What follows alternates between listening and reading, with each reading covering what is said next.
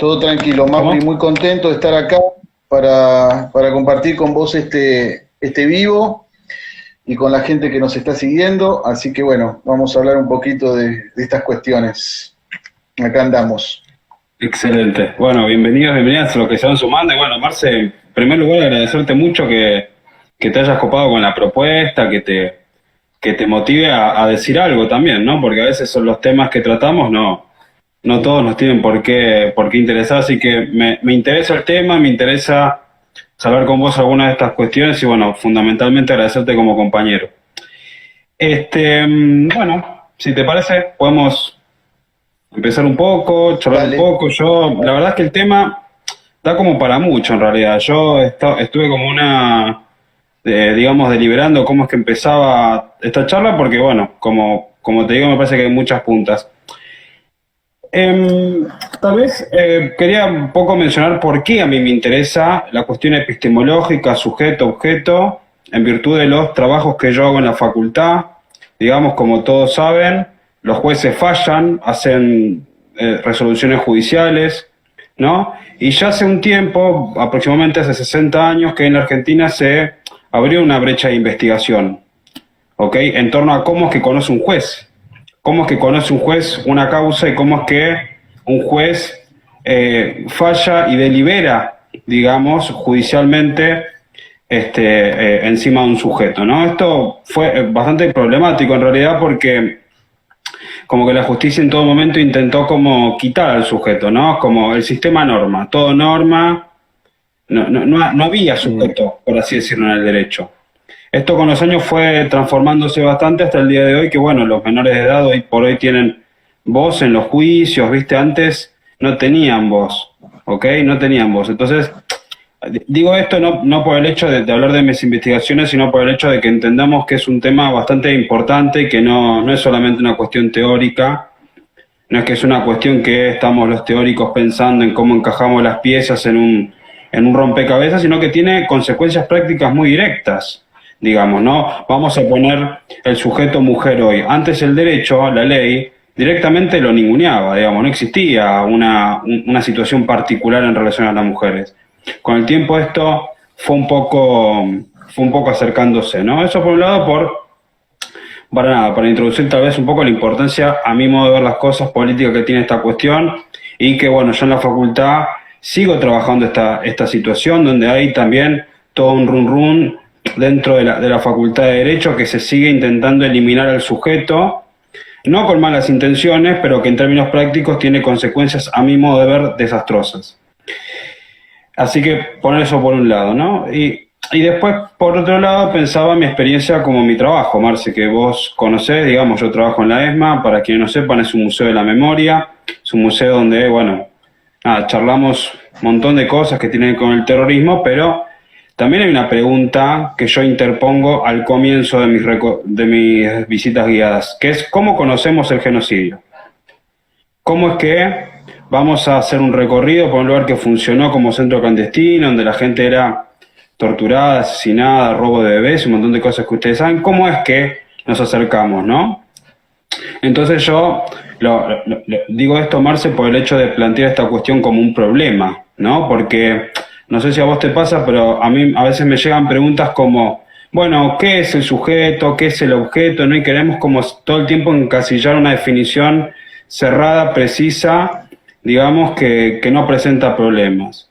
Entonces, tal vez la invitación que me gustaría hacerte es, si vos, digamos, ves esta cuestión en la relación sujeto-objeto, algo que podemos denominar teoría del conocimiento o nociología, que tiene alguna importancia práctica, vos crees que tiene una importancia teórica, crees que ya está todo dicho, digamos, en relación a la cuestión problema, ¿qué pensás? Importantísimo esto que estás diciendo, que más que una introducción, me parece que es el núcleo central del problema, esto que acabas de decir. Que te pasa en la facultad, que te pasa en los trabajos, que te pasa en la vida.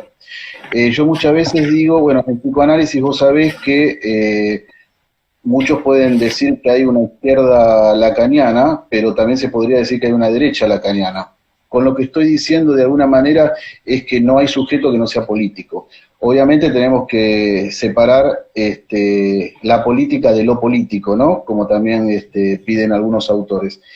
Esto que decís me parece que lo tenemos que, creo que es el núcleo central de lo que estás diciendo, de esta charla, porque yo pensaba, bueno, el problema del sujeto lacaniano con el sujeto político, incluso, como también decía Foucault, y bueno, vos sabés que yo trabajo mucho todo lo que trabaja Jorge Alemán, distinguir subjetividad de sujeto, ¿no? Bueno, hay tantas cosas para decir, Mauri, que no sé por dónde empezar realmente. A mí me pasó lo mismo, ¿no? ¿Sabés cómo?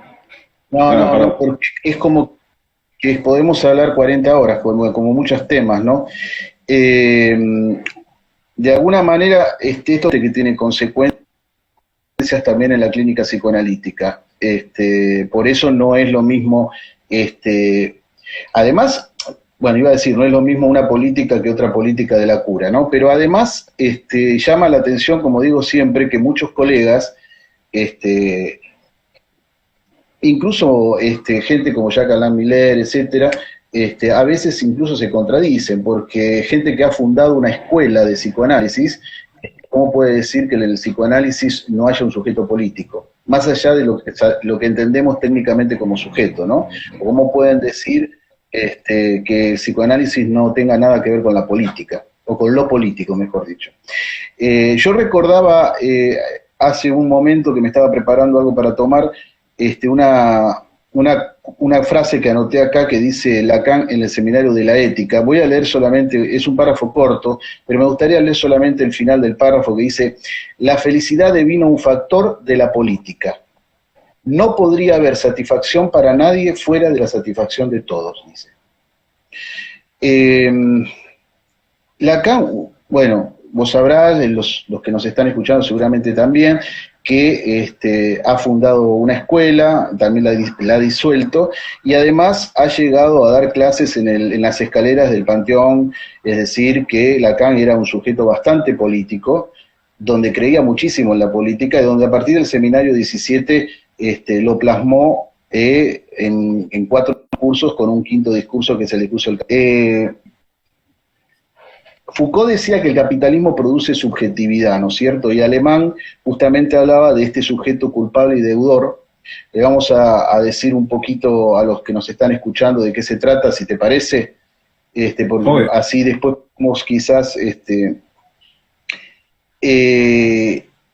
claro, porque Jorge Alemán toma esta cuestión de Foucault, la retoma y habla de la diferencia entre subjetividad y sujeto, y de que hay un sujeto culpable y deudor que es producto de este capitalismo. Entonces el emprendedor, va a decir Alemán, necesita de los libros de autoayuda, necesita de saber qué es un ser padre, qué es ser hijo, qué es tener novia, qué es tener novio, como dice él, como si antes esto no se supiese. Entonces es un emprendedor entregado a un rendimiento ilimitado de un discurso capitalista. Ahí pasamos a lo que ya sabemos de la autoestima, de la autoayuda, estos testimonios, como dice él, de la desesperación del sujeto como matriz del lazo social, ¿no? Y después tenemos el deudor, que como él dice es el católico barroco, que tiene que pagar siempre un poco más por el circuito de esa deuda limitada. Entonces, acá ya tenemos esta cuestión de cómo el capitalismo, los capitalismos, y a partir de esto que te linkeaba con el seminario 17 de Lacan, de alguna manera genera estas subjetividades, ¿no? Es decir, la subjetividad a diferencia del sujeto. Y después tenemos por otro lado el sujeto lacaniano, dividido entre saber y verdad, es decir, un lugar vacío donde no se escribe la relación sexual, un sujeto portador de un fantasma, de un goce que lo toma, capturado, digamos, por este lenguaje que lo habita, un sujeto preontológico, donde la ontología y la hermenéutica no es directamente ese campo, pero, porque bueno, como sabemos, el punto de apoyo del psicoanálisis es la falta en ser. Entonces, por eso Lacan también va a hablar de la vergonzología, o del materialismo, haciendo un juego de palabras con mot, que quiere decir palabra en francés, de la palabra escrita. Entonces va a decir que la ontología es una vergonzología y habla del materialismo. Entonces es un tema, por eso yo sigo mucho las lecturas y los escritos de Jorge Alemán, porque intercalar estas dos cuestiones para el psicoanálisis es un problema. Para el psicoanálisis y para cualquier, me parece, epistemología y para cualquier estudio social. A ver, porque me pierdo un poco como... Bueno, esto de la vergonzología, lo que iba a decir que se me cruzó, nosotros tenemos esta famosa frase que podemos repetir que dice: el tango cuesta abajo, la vergüenza de haber sido y el dolor de ya no ser, de alguna manera genera toda una cuestión neurótica, ¿no? Pero como vos decías antes, si no podemos hablar de un sujeto cognoscente, sujeto-objeto, no podemos hablar de un sujeto trascendental, ni un sujeto kantiano, no podemos, ni un sujeto cartesiano, ni siquiera un sujeto freudiano, yo diría. ¿Qué sería una experiencia política para este sujeto? Es decir, bueno, yo creo, por las lecturas que hice, no soy especialista en esto, pero que me parece que la primera tendencia la marcó Martin Heidegger, cuando abrió la pregunta: si no hay actor permanente que sabe, porque este lugar está vacío, entonces se preguntaba qué sería subjetivizar una experiencia política. Y después, como sabés, bueno, yo también trabajo muchas ideas, creo que vos también, de Althusser, que separa la subjetividad y la ideología, y que dice que se constituyen mutuamente. Y nada, y esta categoría de sujeto, como vos estabas introduciendo, ¿no? Es decir, un sujeto determinado por la historia y por el momento histórico. Y esto lo linkeo, para ir cerrando esta partecita, con esto que yo decía antes de Lacan. Lacan dice: todos somos hermanos en la medida que somos hijos del lenguaje. Entonces, es imposible, yo creo, entre las citas del seminario 7, entre esto que dicen, lo que dice en el seminario 17, es imposible pensar que puede haber algo que no sea político, ¿no? No sé si vos conocés o leíste algo de este autor, Yanis Stavrakakis, es un apellido medio difícil, no sé si lo escuchaste nombrar. Que tiene un libro muy conocido, La izquierda lacaniana. Sí, a ver, se te está cortando, Mauri. No te escuché, sí. Se te está cortando. Stavrakakis se llama, La izquierda lacaniana. ¿Ahí? ¿Me escuchás, Marce? Claro, ahí él reúne un poco los autores de esta izquierda lacaniana, Althusser, etcétera. Y él ahí dice que el capitalismo tiene dos temas, ¿no? El espíritu ascético, que parece predominar en el neoliberalismo, es decir, esto también lo toma de Max Weber, y después esta cuestión de lo que, bueno, esto lo van a tomar la mayoría de los psicoanalistas que hablan sobre esto, lo que él llama comando de goce, ¿no? O comando del goce, es decir, esta cuestión que podríamos llamar superyoica, de que el sujeto tiene que, el imperativo de goce, digamos, que tiene que consumir, que tiene que, bueno, esto que decíamos antes, la autoayuda, ¿no? Este sujeto producto de este capitalismo. Pero no quiero hacer muy largo esto, pero más o menos como para ir mechando algunas cosas y ir proponiendo también algunas preguntas. Bueno, varias cosas, Marce. Me parece interesante separar sujeto de subjetividad, ¿no? Porque tal vez cuando hablamos de sujeto, por ejemplo, a la hora de entender lo que yo hablo como, lo que yo trabajo como epistemología jurídica, el sujeto estamos hablando de un lugar vacío, no estamos hablando de exactamente el individuo, ¿ok? Pero ¿para qué nos sirve en la epistemología jurídica pensar en esto? Para pensar distintos colectivos dentro del mismo sujeto, ¿ok? Así que me parece que es muy importante tener en clara esa separación, me parece que es muy importante politizarlo, en el sentido de que, de cuál es la raíz que viene de todo esto, ¿no? Porque si no pareciera ser que uno se pone a hablar de sujeto o subjetividad en la facultad porque simplemente tiene ganas. Y lo que nosotros queremos introducir en la facultad justamente es un pensamiento subversivo, es decir, una razonabilidad sobre el sujeto que nos permita poder abrir el panorama, ¿no? Eso por un lado. Por otro lado, me parece que la cuestión política del sujeto también responde a cierta quietud epistemológica, digamos, ¿no? Digamos, una cuestión de que no hubieron como nuevas variaciones en torno al sujeto, por lo menos después de Foucault, y creo yo hasta que llega Zizek, ¿no? Zizek como que plantea algo muy distinto, creo que está, ¿no? Jorge Aleman está un poco medio entre Foucault y Zizek, que tienen dos posiciones completamente contrarias, digamos, ¿no? En el sentido de que, a ver, Zizek le reconoce mucho a Foucault que fue un gran avance poder quitar de la contingencia la verdad, ¿no? Que no era algo que estaba ahí dando vueltas, sino que se podía historizar, ¿no? Lo que Zizek no le reconoce a Foucault es que las consecuencias de esa historización del sujeto y la verdad nos lleven a un lugar más subversivo.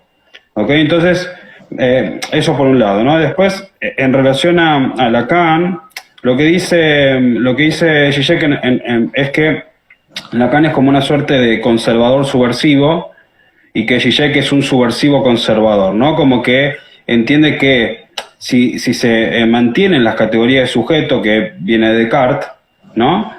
Se puede pensar esto mismo que estamos diciendo, ¿no? Politizar la ontología, básicamente.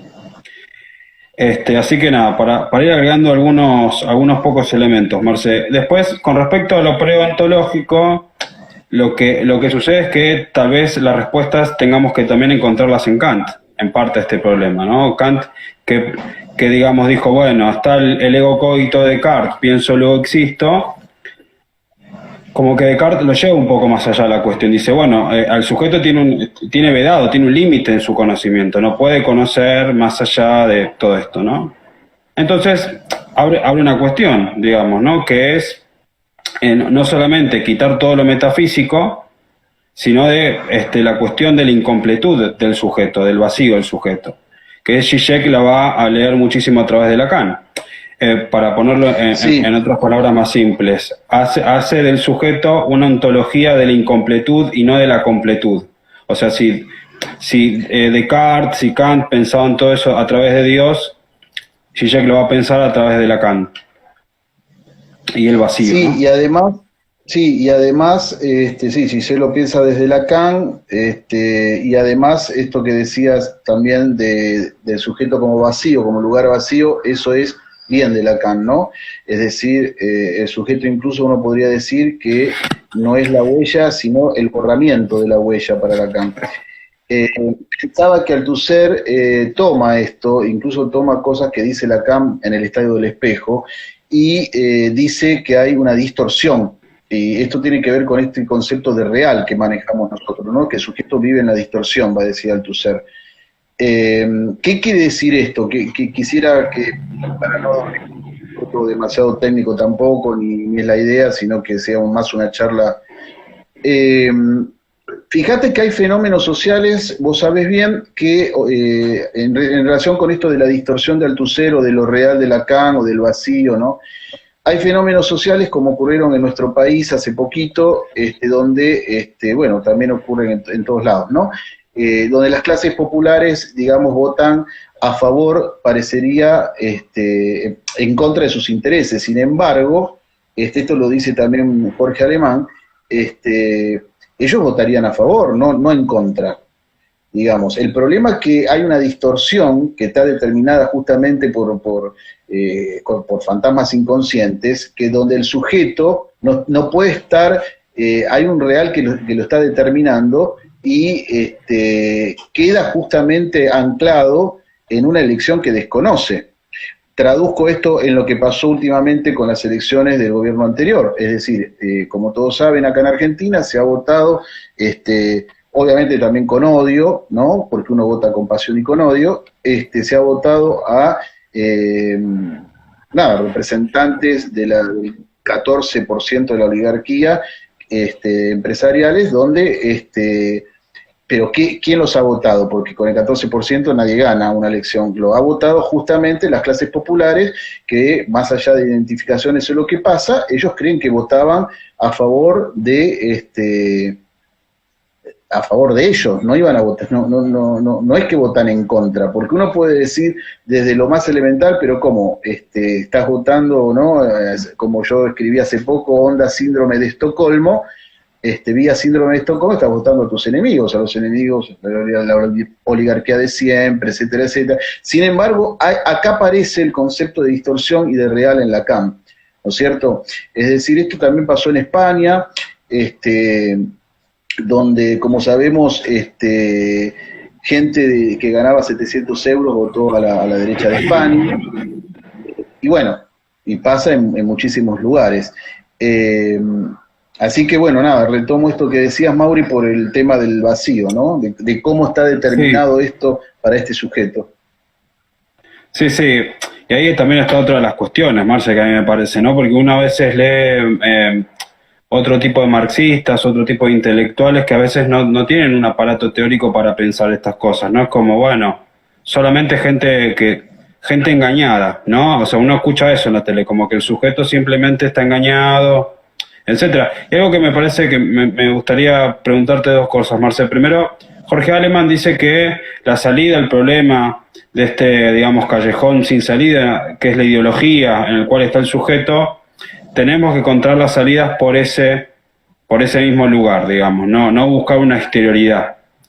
Y por otro lado, ya que vamos a la cuestión de la política y demás, me gustaría que vos me definas, si podés, o qué pensás, digamos, de cuál es el vínculo entre la clínica y la política. Porque uno a veces yo leo y he escuchado un montón, como vos sabés, soy un autodidacta en todo esto, pero como que lo que se dice siempre es, bueno, el uno por uno, la clínica son como, ¿no?, cuatro paredes, y es una cuestión que Zizek, ¿dónde es?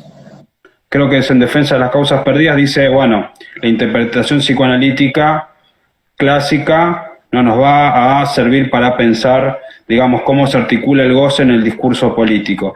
Entonces, te pregunto eso, ¿vos crees cuáles son los límites, si se quiere, de la clínica en relación a lo político? Sí, me quedé pensando en algo que dijiste antes para que me olvidé, antes que digas esto, que te iba a responder también. De la ideología, si tiene, y Jorge Aleman que trabaja el tema. Claro, porque en realidad, bueno, Jorge Alemán plantea esto que está en el título de uno de sus libros, que es soledad común, ¿no? Es decir, hay una cuestión para de alguna manera, para que tengamos en consideración que hay una soledad, pero en común.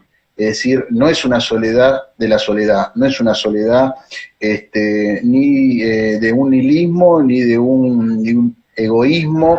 Por eso les leí antes la frase que dice Lacan en el Seminario 7, ¿no? Es una soledad con todos, en común. Ahora, es también en común, porque por esto también que decía Lacan, porque somos hermanos del lenguaje todos, hijos del lenguaje, hermanos en la medida que somos hijos del lenguaje. Entonces, ¿qué sucede? Esta famosa frase que a veces aparece ahora últimamente en Argentina mucho, que es la brecha ideológica, etcétera. Bueno, ahí está el punto también, ¿no? Hay un punto hay una ansia que hay que ver cómo se trabaja, y que a mí me parece, y retomo lo que decía antes, que el capitalismo y el neoliberalismo la tratarían de tapar. Esto tiene relación inmediata con lo que Lacan decía en función del síntoma y en función de Marx, porque para Lacan, Marx inventa el síntoma.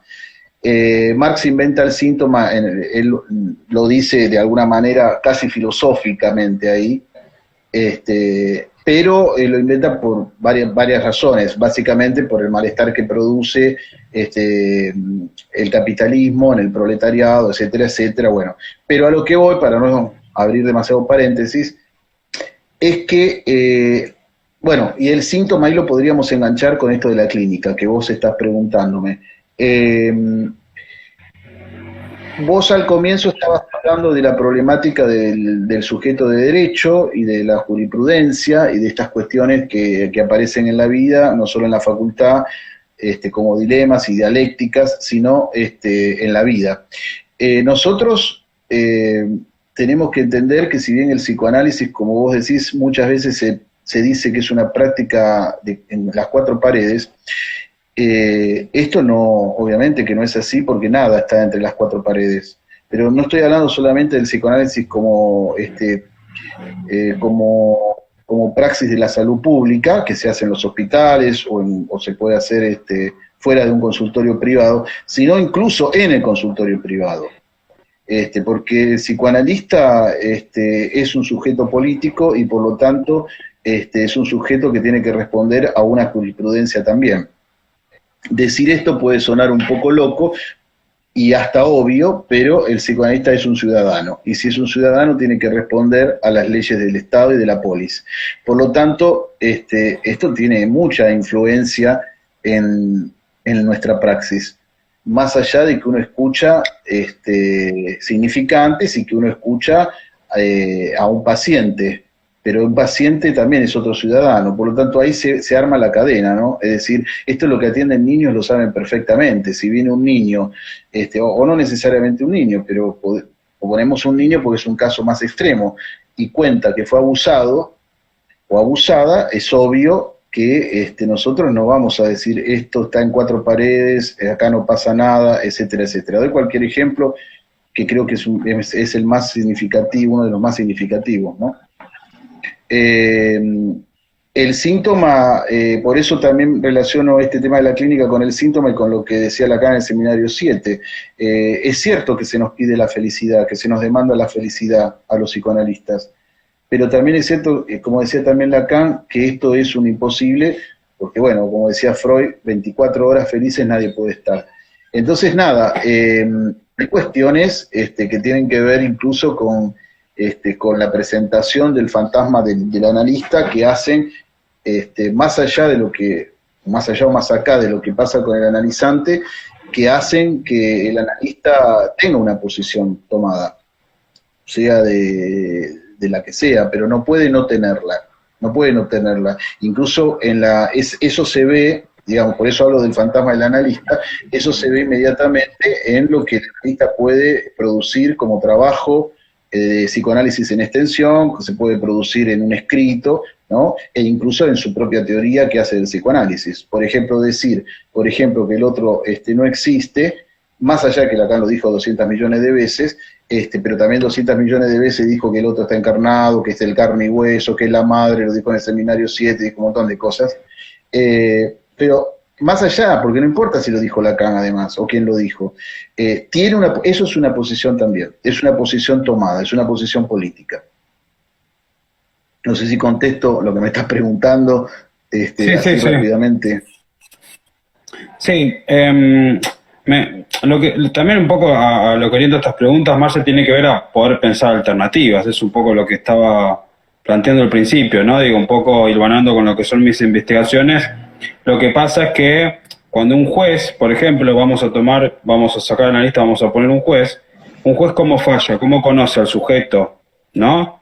Esto, yo a veces lo digo, ¿no? A veces veo que hay como discusiones en otras disciplinas, pero si vieran las discusiones que damos en derecho, donde directamente hay jueces que piensan que la normativa son apretar un botón, ¿no? Y se acabó el problema, digamos, no se politiza, por así decir, las situaciones en las cuales la gente vive. Es decir, la misma, por así decirlo, el mismo aparato teórico que usan los jueces se les hace invisible. O sea, no tienen un registro de qué es lo que están haciendo en la gran mayoría de ellos, ¿no? Por eso, no yo, sino que, como digo, ya hace varias décadas, muchos juristas planteamos que todas las sentencias son o de derecha o son de izquierda. O son de derecha o son de izquierda. O sea, es esto que vos decís en relación al analista. Es decir, los jueces tienen una posición política. Digamos, no es que no la tengan. Entonces, en la medida en que eso se pueda problematizar, son, en mi modo de ver las cosas, las formas en que uno puede presentar alternativas.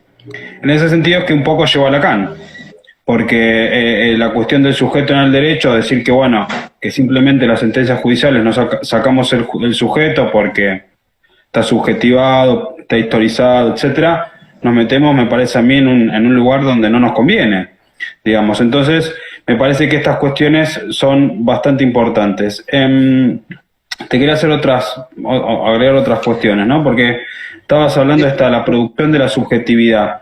Yo te pregunto, sí. No, me acordé que esto que decías, me acordé de una frase que decía Manonidi, ¿no? Decía, los problemas de los negros no son exteriores a los problemas de los blancos. Bueno, claro, sí, estamos hablando de una mismidad, si se quiere, ¿no? Por eso es un poco lo que nos vincula en torno a la discusión epistemológica, digamos, ¿no? Cómo es que, no como conocer al punto de contemplar, ¿no? Sino el hecho de conocer en tanto se aprende esa situación y el juez toma en consideración situaciones existenciales, políticas, sociales, digamos, ¿no? Y lo digo esto porque en el derecho parece que vivimos en una burbuja, digamos, ¿no? Uno agarra a cualquier profesor de derecho y las cosas funcionan, las normas funcionan.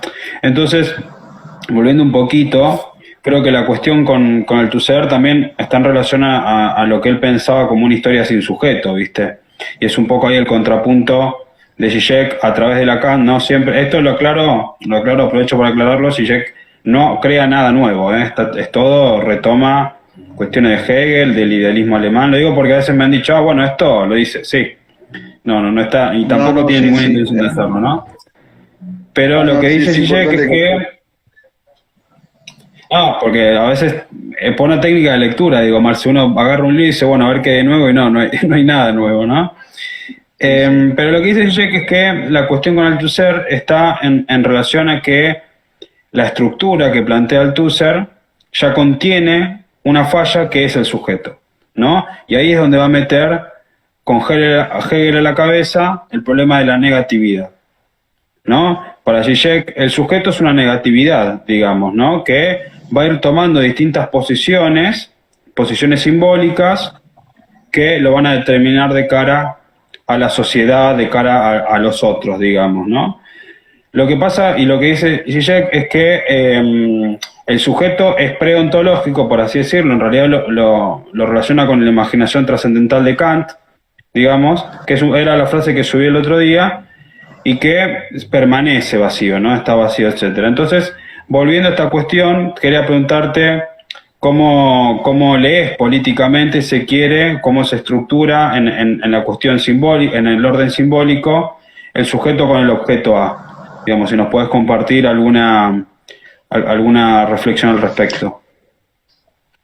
Y bueno, partiendo de que el orden simbólico para Lacan es el lenguaje, y partiendo de esta frase que, bueno, creo que voy a repetir por tercera vez hoy, que todos somos hijos del lenguaje, ninguno podemos estar por fuera de ese orden. Esto también es una cuestión política, porque hay analistas, no solo actuales, sino desde hace otros tiempos, que piensan que determinadas patologías, como puede ser la psicosis, no están habilitadas para el sujeto. Esto hace muchos años Rodríguez Ponte un poco irónicamente lo dijo en un aula de la Universidad de Rosario, de la Facultad de Psicología de Rosario, donde decía, bueno, el psicótico no desea, el psicótico no está tomado por el amor, no está tomado por el deseo, el psicótico no reprime, el psicótico nada, parece que es un animalito el psicótico. Entonces, fíjate cómo enseguida caemos a cuestiones políticas que están relacionadas con cuestiones teóricas, en un estilo de una banda de Moebius.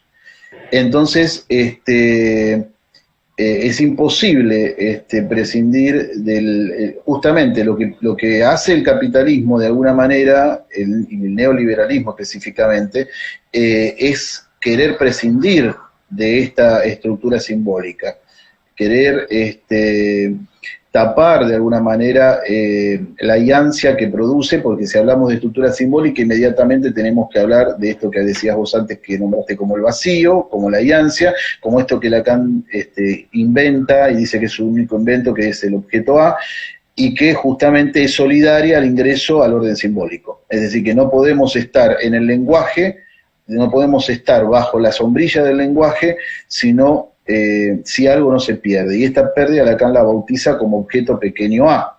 Es decir, que también el psicótico ha sufrido una pérdida. Después se verá si hay inscripción o no de la pérdida, etcétera, etcétera. Entonces es importante esto de lo simbólico, porque ahí también es donde tenemos las identificaciones y vamos a tener todos estos dualismos y estas cuestiones que decíamos antes en relación con, bueno, cómo puede ser que las clases populares voten a las clases oligárquicas, que siempre han llevado bueno, es por esto justamente, es por esto que como decíamos antes, que se puede llamar esta distorsión, o se puede llamar esta iancia, o se puede llamar incluso yo diría punto de escatoma que hay en el fantasma que toma al neurótico. No sé si voy por ahí, decime, vamos... Sí, no, pensaba en torno también a la dialéctica, digamos, entre deseo y demanda, digamos, ¿no? Que también está en el votante y en la gente que va a buscar ser representada en el aparato político. A mí lo que me parece, y esto lo aclaro antes que me vengan a decir un montón de cosas, que Zizek todo el tiempo, no todo el tiempo, pero sí en gran parte, habla bien del feminismo y el ecologismo y demás, ¿no? Pero la pregunta es, si no tenemos una instancia que nos, de alguna forma, unifique frente a los problemas políticos, ¿cuál es, digamos, el lugar que nos toca, ¿no? Porque es como que siempre estamos en muy pequeñas cosas, no estamos todo el tiempo buscando determinadas, digamos, reivindicaciones, determinados reconocimientos que empiezan a aparecer, que se empiezan a dar en muy buena hora. Pero yo me pregunto eso, digamos, Marce, ¿cuál es el sujeto de la clase trabajadora? ¿Cuál es el espacio que de alguna u otra forma unifique a los individuos? Porque esa es la sensación que a mí me da, ¿no? Por eso también un poco difiero a veces con Zizek en torno a cierto populismo, porque a mí me parece que han creado identidad, digamos, vamos a poner Chávez, Venezuela, digamos, creo que han creado una identidad y creo que han creado de alguna u otra forma una identificación del sujeto que obviamente es fallida o no es total, pero que nos permiten actuar colectivamente. Entonces, a mí me parece que no solamente la demanda es ser feliz, sino que la demanda es ser individual. Sé vos, sé solo, vos hacés tus cosas.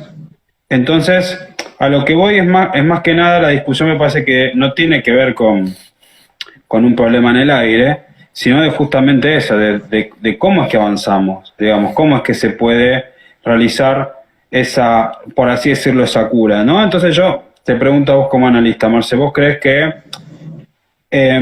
por así decir, ¿no? Cuando el sujeto en la terapia, lo voy a decir burdo, no sé si lo digo bien, ¿no? Pero se enfrenta a su deseo, entonces no, por así decirlo, no sé si es que cambia su posición simbólica, pero que se relaciona distinto con un deseo y demás. ¿Eso tiene algo que ver con que sea un sujeto o tiene que ver con la subversión del sujeto?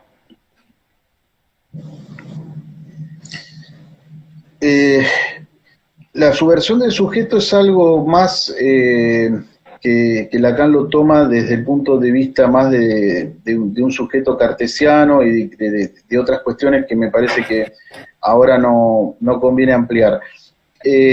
A ver, yo lo voy a ampliar eso. ¿Cómo? Que yo voy a decir algo de Descartes en relación a eso.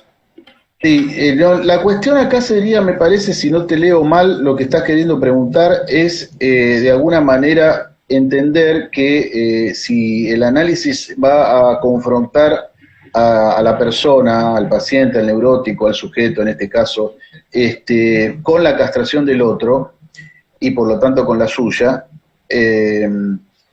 eso no quiere decir que lo anule al otro. No sé si va por ahí lo que me estás preguntando. Eso no quiere decir, sino todo lo contrario. Es decir, justamente esto es lo que dice Jorge Alemán también en su texto y lo que dice Lacan en toda su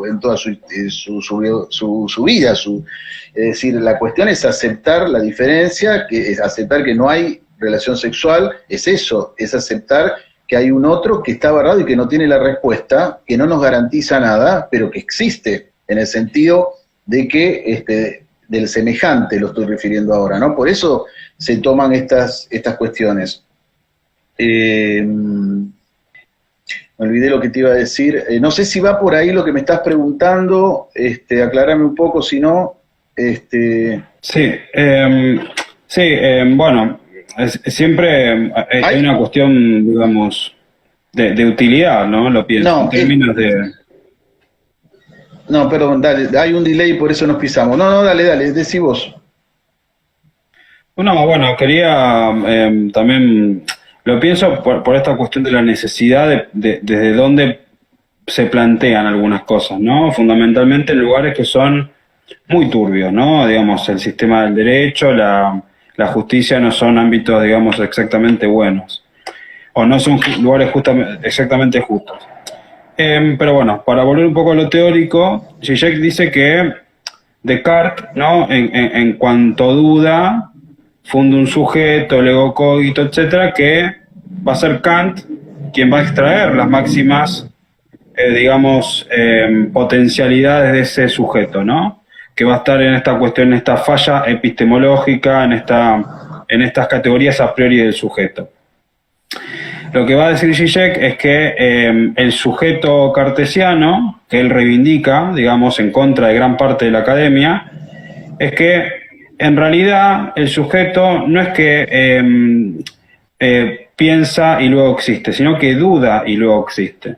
Entonces, ¿vos crees que, digamos, los resabios de la modernidad o el pensamiento de la modernidad en torno al sujeto, Lacan lo extrema tanto como dice Zizek, o que en realidad es un sujeto más bien, digamos, que está dando vueltas, ¿no? O sea, está, digamos, solamente en una función estructural, digamos, o que... ¿Solamente en qué? No te escuché. ¿Se me escucha bien? Si no me corro, me corro del lugar. No sé si... Se te escucha un poco así cortado, pero me faltó la última. ¿Solamente está en qué? No, sí, sí. ¿Qué pensás de estas afirmaciones de Zizek en torno a que, digamos, por qué luchar por el sujeto de Kant, por qué luchar por el sujeto de Descartes? No, se cortó, Mauri. A ver, ¿podés repetir? Bueno, Porque se cortó. ¿querés que me... Pará, dame un segundito que me... Dale.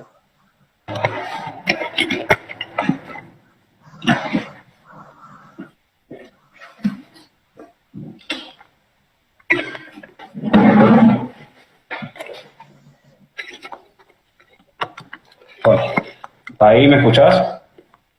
Sí. No, estaba compartiéndote una reflexión de Zizek, digamos, ¿no? Él lo que piensa es que en realidad Lacan lo que hace es como extremar el sujeto de Kant, ¿no? Como que agarra el sujeto trascendental como una constitución preontológica, como un espacio preontológico, que para Zizek se va a fundar en el abismo que hay entre el sujeto y los objetos.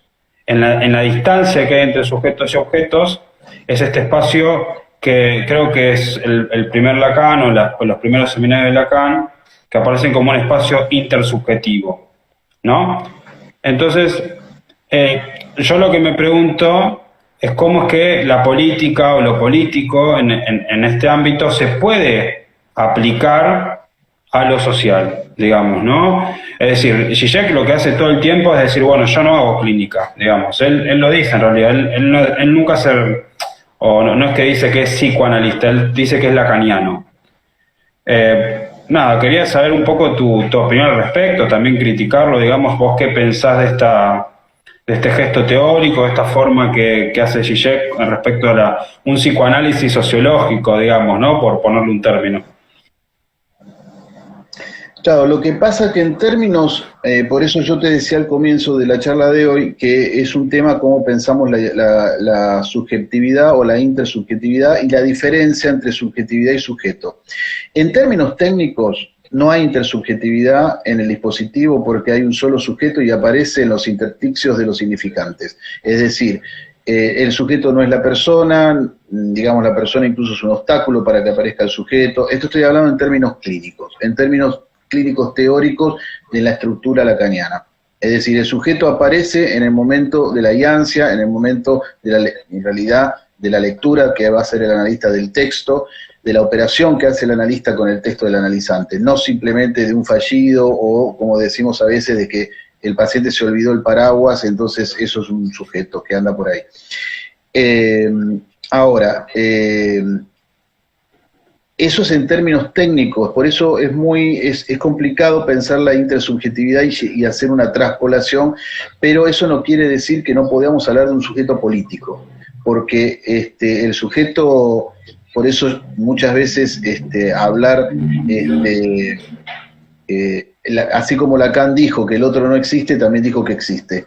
Y incluso dijo, como te decía antes, que era la madre, que es la encarnadura del otro, es el analista, y hay un montón de cuestiones.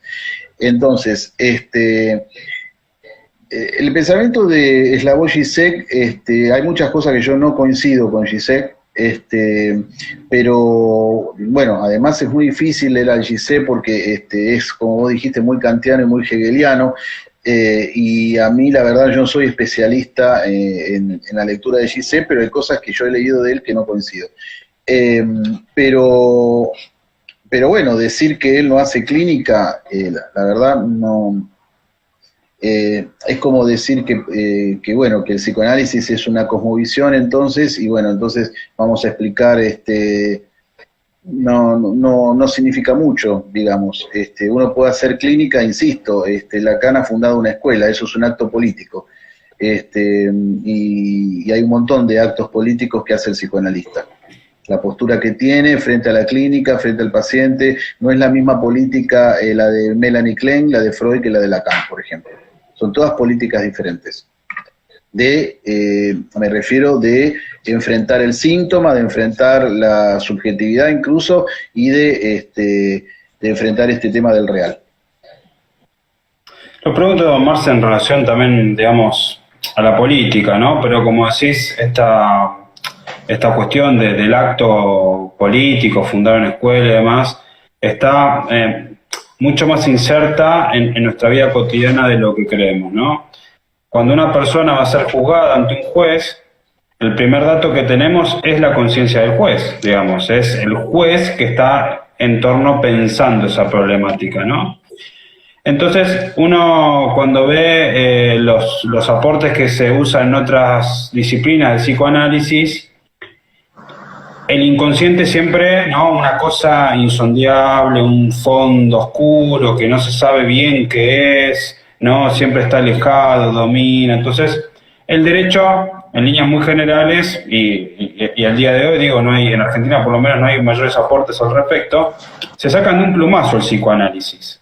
Y yo creo que a veces lo que Žižek lo que nos quiere decir es que el psicoanálisis es una lectura, digamos, ¿no? Uno establece una hipótesis, que es lo inconsciente, y él después va a hacer toda una lectura, por ejemplo, de lo que fue la división de Yugoslavia, ¿no? Con respecto al goce y cómo se articula en el discurso. Entonces, es una pregunta que yo me hago en torno a, bueno, si un sujeto juez, tiene que elaborar un objeto sentencia, donde tiene que incluir la existencia de otro sujeto, digamos, ¿no? Uno podría pensar, bueno, acá hay un aporte que se puede hacer desde lo epistemológico, fundamentalmente desde Lacan, ¿no?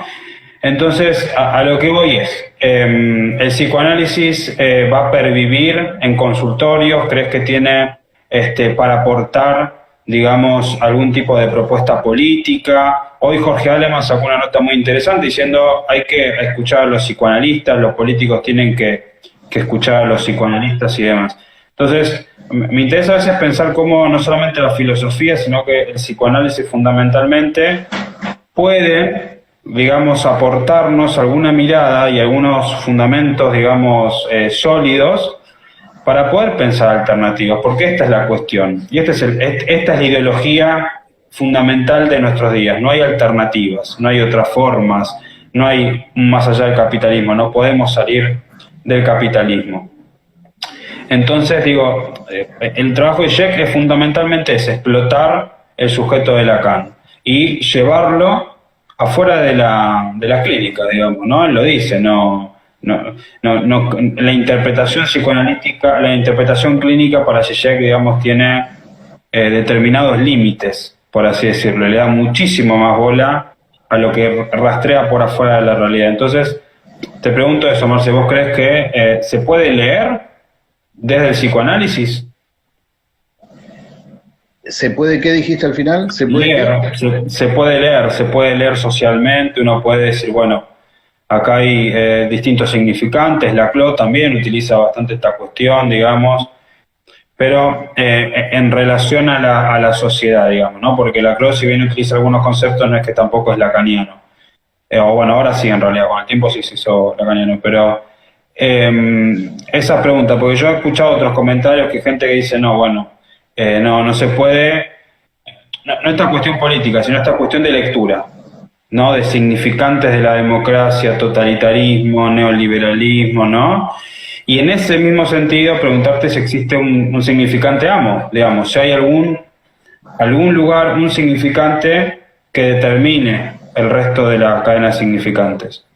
¿No? Lo digo esto puntualmente porque Zizek lo dice así, el significante amo de nuestros días hoy es el capitalismo tardío, donde crea sus propios problemas, entonces siempre va a estar luchando con esa concepción. ¿Vos crees que el psicoanálisis con el tiempo va a poder brindar herramientas a la política mucho más sólidas que las que tenemos hoy?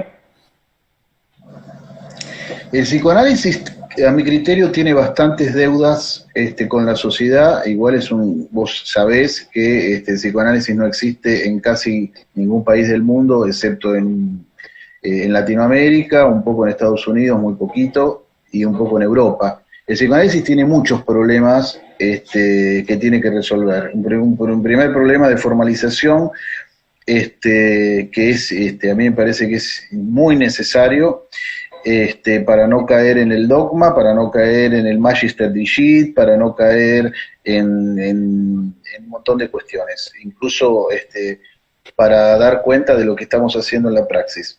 Eso es el primer punto. Segundo punto, me parece que, por supuesto que no se le puede pedir todo, como no se le puede pedir todo. A veces en los grupos de estudios yo me encuentro con colegas que quieren utilizar un grafo de Lacan para explicar una cosa que en realidad el grafo no estaba destinado a eso. Entonces yo a veces digo, no le pidamos todo a Lacan o todo al grafo de Lacan. Lo mismo pasa con el psicoanálisis, no le vamos a pedir todo. A mí me parece que aceptar esto que Althusser llamaba la enajenación y que Lacan propone decir la separación, es justamente aceptar, como te decía antes, que es inevitable, que la separación no quiere decir el otro no existe, quiere decir todo lo contrario. Entonces, la clínica todo el tiempo nosotros escuchamos, y los pacientes, los analizantes lo saben y lo pueden testimoniar, que el problema del discurso capitalista es un problema neurótico, es un problema que al neurótico lo toma, es un problema no poder dejar de taponar el síntoma, o taponar la angustia, mejor dicho, con síntomas, y con lo que Jean Baudelaire llamaba los gadgets, que esto también lo toma Slavoj Žižek, y esto es un problema clínico, pero es un problema social. Es decir, hay un montón de cuestiones clínicas que demuestran que el psicoanálisis está tomado por un problema político y por un problema social, como yo decía antes en otros ejemplos que te di también. Me perdí un poco lo que te iba a decir. Ahora me viene esto de la producción deseante y de la demanda y el deseo del que hablabas, también vos. De alguna manera esto es, obviamente que sabemos que el deseo, en términos más teóricos, es metonímico, etcétera, etcétera, estamos tomados por el deseo nos toma, no es que nosotros tenemos un deseo, pero el neurótico ahí está haciendo agua, ¿no? Porque bueno, lo que se pretende siempre es como te decía antes, tapar de alguna manera esa falta, tapar esa ansia. Y esto es un problema que también se traslada a todos los campos de la vida del sujeto, de la vida de la persona. Pero también es cierto, y esto también creo que lo dice Alemán, que hay un real incurable, que hay algo que es una brecha que nosotros como personas vamos a tener que aceptar, que asumir y que de alguna manera hacer algo con eso.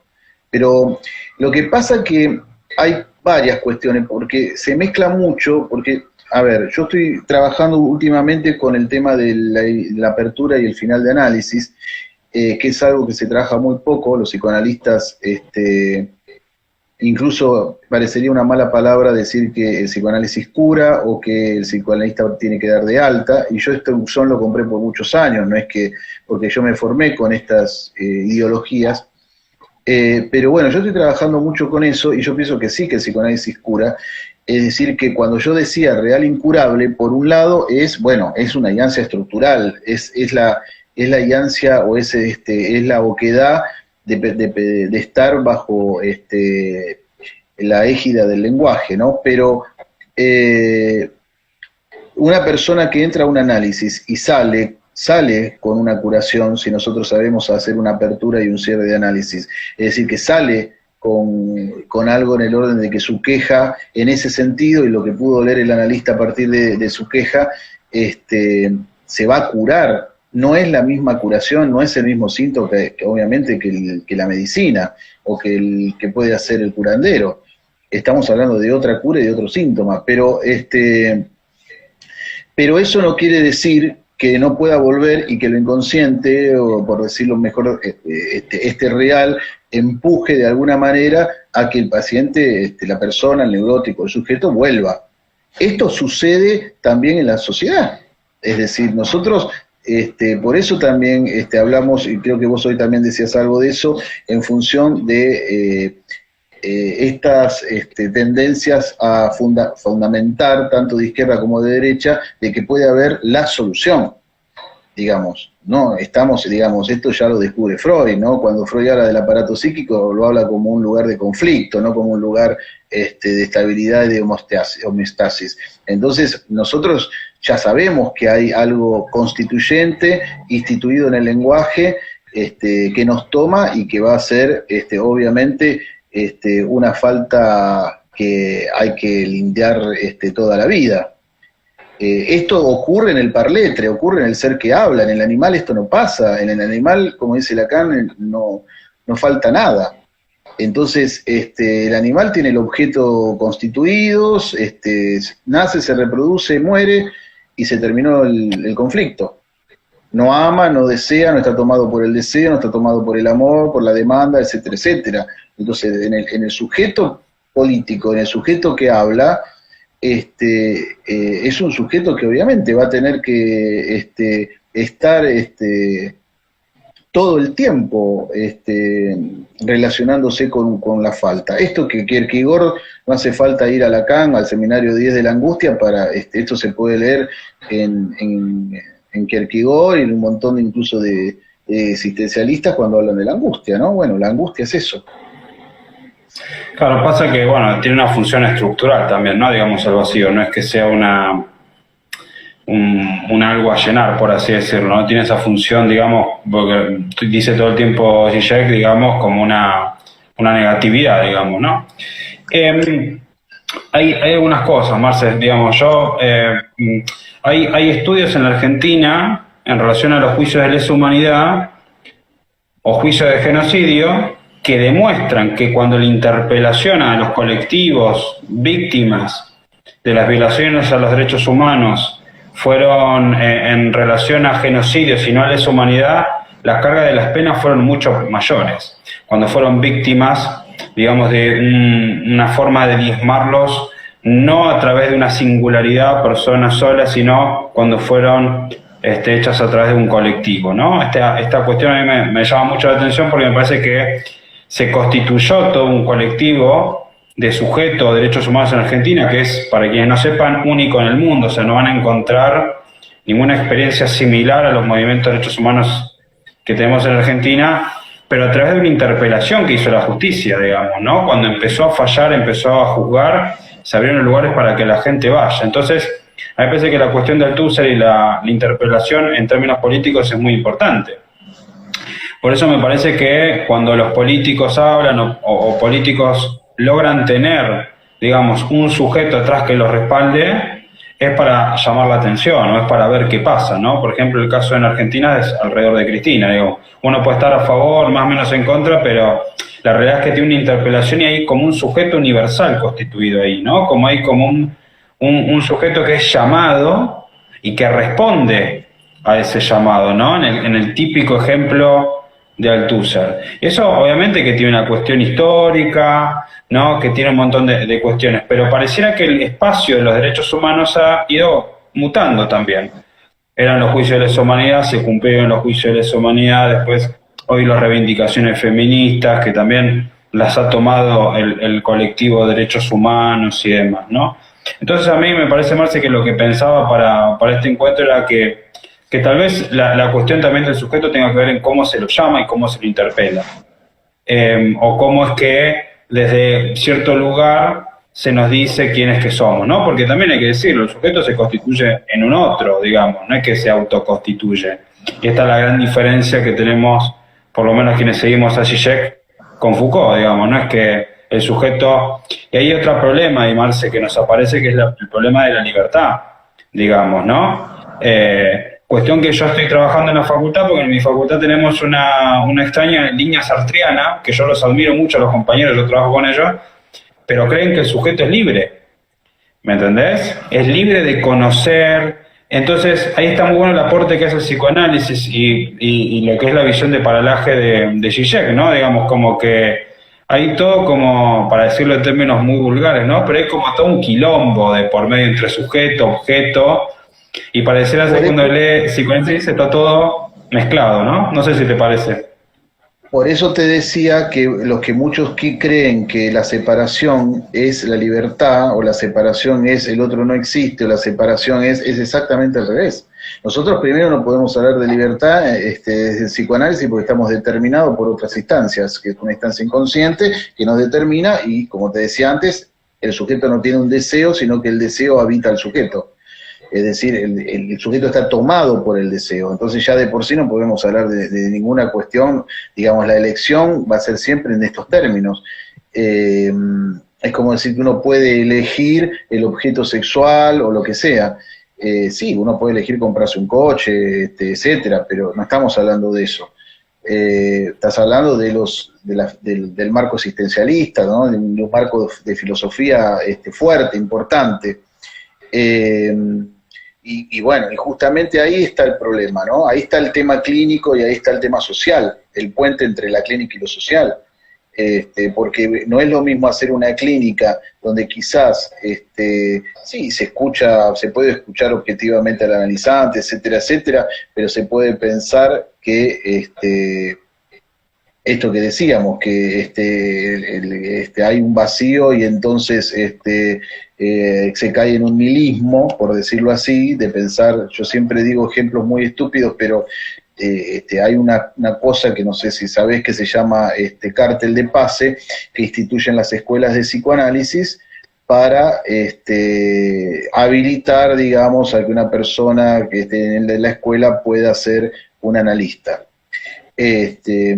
Nada, la cuestión es que muchos piensan que eso quiere decir ya no saludo más al otro, esto, el otro, porque ya tengo el pase y el otro no existe, entonces se cae en determinadas, por supuesto que estoy exagerando y por supuesto que esperemos que hoy no sea así, pero yo he padecido algunas cuestiones similares, en algunas escuelas, etcétera, etcétera, y me parece que tiene que ver con eso. Y vos hablabas también de la interpelación, el sujeto es una interpelación permanente, es decir, a mí me parece que justamente el discurso capitalista lo que hace es aplastar la subjetividad, aplastar, no la subjetividad, sino el sujeto, aplastar esta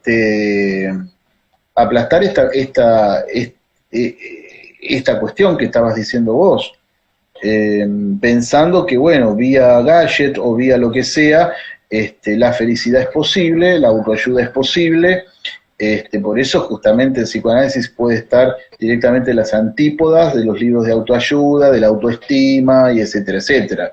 Digamos, yo prácticamente desde que estoy en psicoanálisis que vengo afirmando que justamente la decir autoestima y decir estoy carente de autoestima o me falta autoestima, todo esto es justamente al revés. El problema que tenemos es una cuestión de sobre autoestima. Y esto nos lleva a esto que decíamos, ¿no? Bueno, los consejos de los libros de autoayuda, o esto que decíamos antes, como ser padre, como ser novia, como ser una buena madre. Todo es un discurso capitalista bien instituido. Entonces el sujeto es interpelarse a partir de estas cuestiones. Por eso el psicoanálisis también abre una perspectiva donde, bueno, como digo siempre, más allá de que el paciente se viene a curar de algo, porque para eso nos paga, también es un tema llevarlo a un punto donde, bueno, donde tenga que darse cuenta que hay una no respuesta, que la batería significante no está totalmente lograda, y que siempre va a haber un agujero donde se filtra la angustia, o por donde va a pasar la angustia. Es decir, no hay ningún libro de autoayuda, no hay ningún mírate al espejo y que vos podés, que nos va a, como decía Antonin Artaud, va a poder con la desideración de nuestro espíritu. Creo que también, Marcia, hay una cuestión en torno a lo que serían los líderes, ¿no? En política. Me sonaba un poco eso también lo que decíamos. En relación a que es como que le pedimos a los políticos, ¿no? O le pedimos a los analistas que sean nuestros garantes de la felicidad y que nos den, y cuando eso no pasa, nos ofendemos, nos vamos, ¿no? Un problema que recorre todo el campo popular de la izquierda, ¿no? No hacen los políticos que nosotros queremos. Siento como que a veces en política no hay ninguna dimensión de lo que es una falta. O sea, hay que cerrar el discurso. Bueno, tiene que ser así, no nos puede faltar, tiene que ser perfecto y demás, digamos, ¿no? Entonces, a mí lo que me parece es que tenemos como una gran población de izquierda, digamos, en todo el mundo. Creo que esta cuenta también me fue dando cuenta de eso, que hay mucha más gente de la que creo, por suerte, pero que queremos ser caciques todos, ¿no? Como que todo el tiempo queremos, por así decirlo, dominar las situaciones, queremos poner nuestros criterios en las situaciones. Entonces, a mí lo que me llama la atención fundamentalmente del psicoanálisis es cómo se vincula con esa falta. Y cómo es que se puede pensar esa falta tal vez en términos estructurales donde la representación siempre está fallada, digamos, con respecto de los líderes. Lo cual no es menor, porque nosotros necesitamos a alguien que nos represente, por así decirlo, ¿no? Entonces esta cuestión del sujeto como categoría vacía me parece que es como muy interesante para articularlo entre lo que es el aparato político, el líder y la masa, por así decirlo, ¿no? Entonces ahí es cuando un poco aparece también Althusser y demás. Creo que si la política, al igual que el psicoanálisis o al igual que el derecho, no empieza a abrir un poco los ojos hacia otras verdades un poco más duras, porque creo que leer el psicoanálisis a nadie le hace saltar en una pata, digamos, no es que uno lea Lacan y dice, uy, qué contento me voy a poner, sino que pareciera ser, bueno, pucha, qué chiquito que estamos, ¿no? Y tal vez creo que ese aporte a la política está bueno, ¿no? Por la cuestión de la voluntad de dominio que tiene la política. Claro, esto que decís vos es lo que Alemán dice, el psicoanálisis viene a plantear una incomodidad, viene a plantear, bueno, lo que Freud llamó la peste, ¿no? Sigue siendo eso el psicoanálisis, no viene a plantear la fórmula de la felicidad, sino todo lo contrario. Viene a plantear que, como decía Heidegger, vamos viviendo la muerte y muriendo la vida. Entonces, es un tema cuando se plantea esto, ¿no? Cuando el paciente o el analizante de alguna manera le cae ese fichón, más allá de por qué vino específicamente al análisis, y se da cuenta, esta semana, un analizante de hace poco tiempo, 1 año y medio, 2 años creo, que no es de acá, es de España, me decía, bueno, yo me estoy dando cuenta que se me está pasando la vida, tengo 40 y pico de años, y me voy a morir. ¿No? Una frase que parecería, bienvenido y me voy a morir. Y sí, vamos todos para allá. Entonces, bueno, ¿qué se hace con esta deshidratación del espíritu, como decía Artaud? Es decir, ¿qué vamos a hacer con esta castración, con este amo absoluto, como lo llamó Lacan, que es la muerte? Borges decía, ¿esa luz que se apaga es un imperio o es una luciérnaga? Entonces, ¿cómo nos vamos a ir apagando? ¿Qué vamos a hacer en relación? Bueno, son todas preguntas que implican a un otro, implican a una sociedad, que como vos decís, esto es como pedirle a la democracia que sea un régimen perfecto. No existe esto. Por eso hay una cuestión que tenemos que entender, que es un poco técnica de ahora, no vamos a plantear, pero lo dejo así picando, que la división original no es entre el uno y lo otro en Lacan. Es decir, porque a veces se pone el mote de que la estructura lacaniana, el armado lacaniano, es un armado binario. La cuestión es entre lo uno y el lugar vacío de inscripción, entre lo uno y el cero. Este es el problema, no entre lo uno y lo otro. Lacan no habla de... entonces, es un tema técnico, no tiene ahora... no tiene sentido abrirlo, pero acá está el problema. Digamos, el problema no es cuando Lacan incluso habla de hombre, mujer, que yo creo que a mi gusto no tenía que haberle puesto lado macho, ni lado hembra, ni lado hombre, ni lado mujer al esquema de la sexuación. Eso ya lo hizo en el 73, es decir, ya en el final de su etapa. Sin embargo, siguió sosteniendo esos significantes, pero él no desconoce que son significantes. Desde el seminario 3 y desde que empieza desde que Lacan deja de ser psiquiatra y entra en el psicoanálisis a los 50 años, se da cuenta que estamos hablando de significantes. Lo dice clarísimo en el seminario de la psicosis: hombre, mujer, niño, sol, luna, son todos significantes. Bueno, nada, porque si no... me amplío mucho. ¿Querés que leamos algunas? Porque estaba mirando... Sí, Marce, sabes que te iba a decir eso. Acá mandaron unas preguntas. Si nos mandan las preguntas a la casillita, mejor. Acá tenemos una pregunta, esta es para vos, Marce, no sé si la lees. ¿Primero el lenguaje o la razón? ¿Es primero el lenguaje o la razón? No, obviamente que es primero el lenguaje. Es decir, nosotros, justamente, el sujeto no es un animal racional. El sujeto justamente es no es un animal, ojalá fuese un animal el sujeto, tendríamos todas las cosas más claras. Primero está el lenguaje y estamos determinados por una cosa que justamente, cuando vos mismo decías antes, nombrabas a Descartes, la subversión del sujeto cartesiano es justamente soy donde no me pienso pensar, o como dice Lacan, soy el juguete de mi pensamiento, el juguete de mi pensamiento, es decir, que soy pensado. Cuando Freud decía que los inconscientes son Gedankens, pensamientos, se estaba refiriendo a eso. Es decir, pero los pensamientos son palabras, pensamos con palabras, nadie sueña con imágenes. Nosotros estamos creídos que soñamos con imágenes. No hace falta ir a Lacan, cualquier persona que se analice se da cuenta que sueña con palabras, y que el sueño se termina de construir, o mejor dicho, se construye, no se termina de construir en el análisis, se termina de construir, digo porque, bueno, obviamente que uno está tomado por el sueño, y que está tomado por el deseo y por el lenguaje, no es que uno habla, sino que es hablado, ¿no? Pero no, por supuesto que el lenguaje, Heidegger decía que el lenguaje es la casa del ser, y bueno, la casa del ser es el fantasma para Lacan, es eso. Me acuerdo, Marce, que creo que es tu video sobre el goce, que empezás con una pregunta, le decís a tus alumnos una pregunta, es ¿por qué una hormiga puede levantar 100 veces su peso? ¿No? ¿Tiene que ver con esto que está diciendo? Porque no. Porque no tiene lenguaje. Nosotros, exactamente, porque no está tomada por el lenguaje. Esa es la definición de sujeto. La primera definición es que somos sujetos del lenguaje.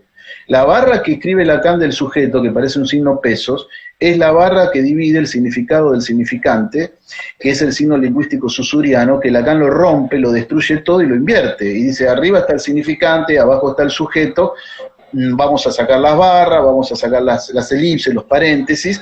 Esa barra que separa el significante del significado es la barra que va al matema del sujeto. El sujeto, ese barrado es un matema. Eso es la barra que va al matema del sujeto. Y esa es la barra que se podría decir de la represión y de la forclusión, porque nosotros tenemos 5 forclusiones de hecho, sin necesidad de ser psicótico, porque uno cree que el psicótico forcluye y el neurótico reprime. todas estas estupideces que nos enseñan y se siguen repitiendo y se siguen repitiendo. No me quiero poner con este tema porque tenemos que hacer otro live. Te indignás.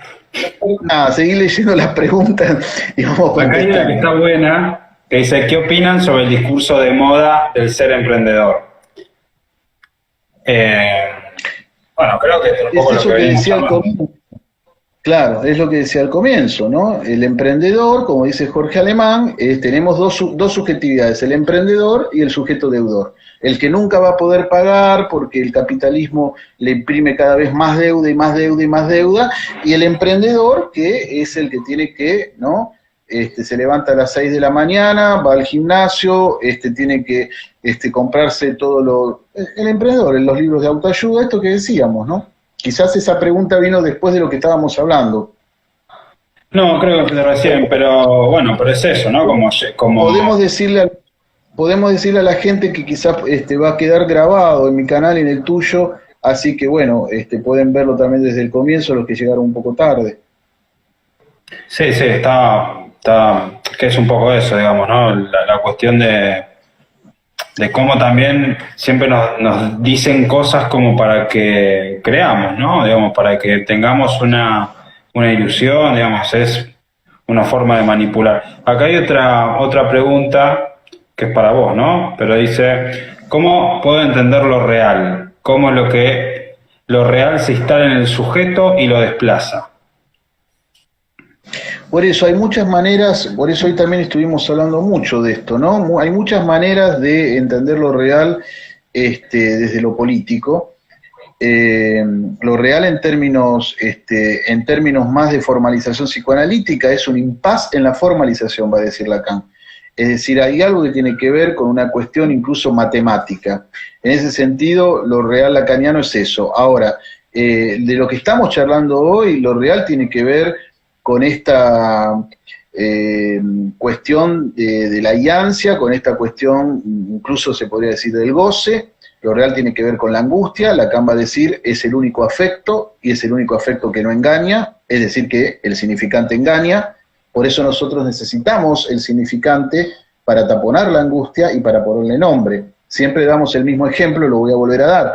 Si uno va al médico después de tener un grave dolor durante semanas o meses, y va al médico y se encuentra que el médico le dice, yo no sé lo que usted tiene, el médico no le pudo poner ningún significante al síntoma, a la sintomatología del paciente, eso angustia muchísimo. Nosotros lo primero que hace, esto lo analizó ya Foucault también, en Historia de la Clínica y un montón de otros lugares, incluso Georges Canguilhem y muchos otros autores, bueno, Georges Canguilhem ha dicho que la salud no es un término científico, es un término vulgar. Entonces, el significante es eso, el significante tapa la angustia. Las tres estructuras que uno maneja desde Lacan, que no son las que yo manejo, pero no tiene importancia ahora, que son las más conocidas, neurosis, perversión y psicosis, son tres modos de hacer con la castración, es decir, son tres modos de hacer con la angustia. En el modo de la neurosis hay una Verdrängung, hay una represión, en el modo de la psicosis hay una Forclusión, una Verwerfung, pero son modos de hacer con la angustia. Eso es lo que no engaña. Lo que engaña es el significante, que es ponerle justamente, ¿qué es la neurosis? Es ponerle un significante a la angustia. Eso es la neurosis. La neurosis se puede definir de mil maneras, ¿no?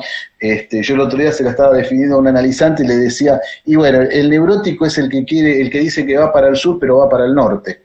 Esa es otra manera de definir el neurótico, y esto se escucha todo el tiempo. No, pero mire que yo estoy yendo, y vos le decís, pero me parece que está yendo para el norte. No, estoy yendo para el sur. Otra de las maneras, un poco más técnicas, es decir que la neurosis es un modo de arreglársela con la castración. Es decir, con esta falta, con este real. Y entonces, el síntoma es es un significante que se le coloca a la angustia, justamente para no estar angustiado las 25 horas. Hay una pregunta de Diana Castro que dice, si el psicoanálisis hace una lectura social, ¿tendría necesariamente cae en la psicología? ¿Por qué tener que hacer una lectura masiva? Creo que bueno, viene un poco a lo que veníamos antes. No sé, Diana, si te habíamos contestado. La verdad es que es medio chiquito esto, no alcanzo a ver algunas cosas. A ver, espera porque sacar los anteojos para leer un poco acá. A ver, esto que dijiste recién, yo lo había leído, pero no lo encuentro. Hay un montón te repito, de Marce, te preguntas, repito. Sí. Te repito. Si el psicoanalista hace una lectura social, ¿tendría necesariamente, cae en la psicología? Me parece que después se corrigió por tener que hacer... Claro, ¿Me no, por entendiste? supuesto que no. Por supuesto que no. No tiene nada que ver. La psicología, es una cosa, el psicoanálisis es otra. De hecho, la psicología va a estar más cerca, de nada. Me parece que no, bueno, ahora no vamos a hablar de las diferencias de la psicología y el psicoanálisis, pero no tiene nada que ver. No por hacer una lectura social vamos a hacer psicología. ¿Por qué? ¿Por qué debería ser así? No, claro, está buena la pregunta, digo, ¿no? Por un segundito. Digo, no, a mí lo que me pasaba es que Lacan también tiene como varios, bueno, el término forclusión lo saca del derecho procesal y tiene como algunas menciones entre derecho y psicoanálisis que bueno, yo ahora por lo Sí, menos humildemente lo estoy estudiando. Pasa que en derecho no hay Lacan, ¿eh? En la facultad de derecho. Digo, yo entiendo que los límites, no, digamos, pero me parece no. que es un autor muy importante como para no leerlo. Lacan Está en en nuestra realidad no facultad, hay está... ninguna. No, te iba a decir que Lacan en realidad no hay ninguna facultad prácticamente privada. Obviamente el derecho, aunque sea del Estado, no hay. En Estados Unidos Lacan lo estudian en algunas universidades, pero la gente que está en letras, no lo estudia la gente que está en psicología. Pero sí, forclusión lo saca, en realidad es preclusión, el nombre castellanizado. En realidad lo saca de dos lugares Lacan. Primero la palabra la toma en alemán, que es Verwerfung, y la toma del historial del hombre de los lobos. El hombre de los lobos se llama Historia de una neurosis obsesiva, en realidad. Y es un historial que está bastante dividido en los psicoanalistas, porque muchos piensan que es una neurosis, muchos que es una perversión, y muchos que es una psicosis. Muchos analistas, ¿no? Me refiero. Bueno, para Freud era una neurosis, se llama Historia de una neurosis obsesiva.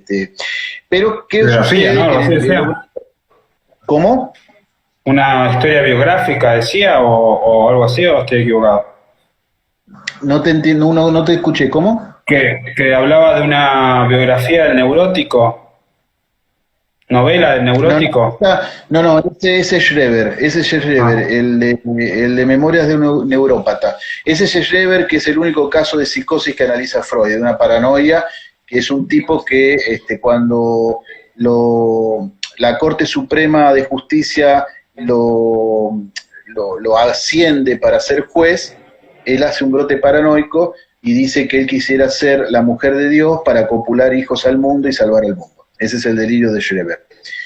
No, este es otro caso, pero Lacan toma la forclusión del hombre de los lobos, porque es el término donde lo utiliza Freud, y después, más adelante, va a hablar de preclusión y la toma del estadio jurídico, porque, vos como sabrás, en jurisprudencia, algo que está precluido o forcluido quiere decir que ya pasó el tiempo y que ya no puede volver.